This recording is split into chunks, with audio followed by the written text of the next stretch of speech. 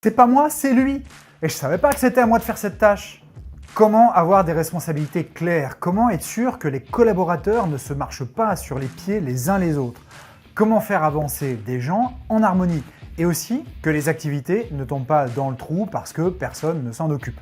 Donner des responsabilités aux gens demande du courage. Et on en parle juste après ça.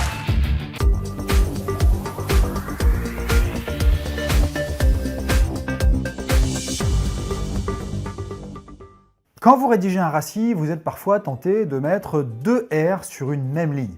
Le cas typique, c'est par exemple 2 personnes doivent approuver un document et donc dans la tâche « Approuver le document », eh bien vous mettez un R pour l'assurance qualité, un R pour le business.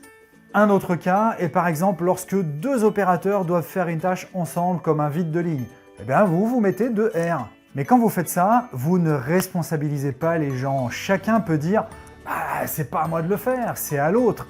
Et là on commence à tourner en rond. Et vous vous retrouvez alors avec une table de RACI qui va complètement à l'encontre du but final. Au lieu d'avoir des responsabilités claires et non ambiguës, vous avez des responsabilités floues, laissant la place à l'interprétation qui permettent aux gens de se dédouaner.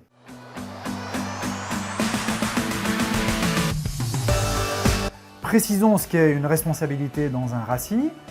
R pour responsable signifie celui qui exécute la tâche. On parle bien de la tâche. Dans le cas de l'approbation par 2 personnes d'un document, il s'agit en fait de 2 tâches.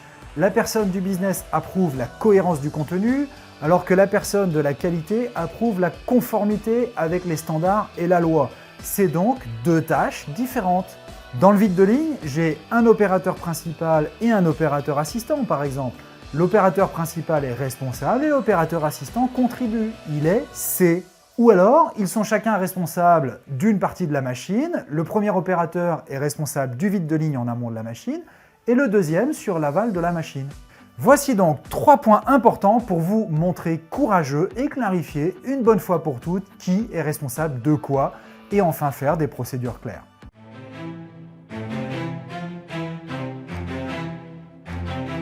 Point numéro 1, un et un seul R par tâche du RACI. C'est le seul moyen d'avoir des responsabilités claires. Alors oui, je sais, c'est dur. L'exemple le plus dur est celui des comités.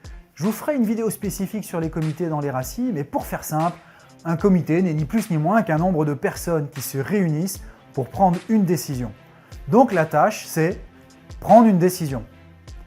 Mais comme on doit avoir un seul R par tâche, et que les autres sont C pour contributeurs, eh bien il faut déterminer le rôle qui est R. Et là, il faut avoir le courage d'y aller, il faut donner le pouvoir à quelqu'un du comité. En même temps, ça garantit que les décisions sont enfin prises. Ça vous parle ça, des comités qui ne prennent jamais de décision? Eh bien alors, mettez un seul R. Point numéro 2, éclatez les tâches quand vous avez trop de R. Si vous voulez mettre plusieurs R par ligne, c'est que vos tâches ne sont pas assez détaillées. C'est notre exemple du vide de ligne.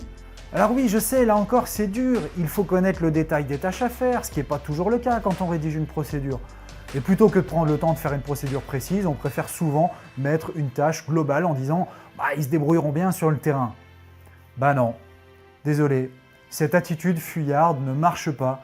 Là encore, il vous faut du courage pour aller comprendre ce que font vraiment les gens. Point numéro 3, évangéliser les moins courageux.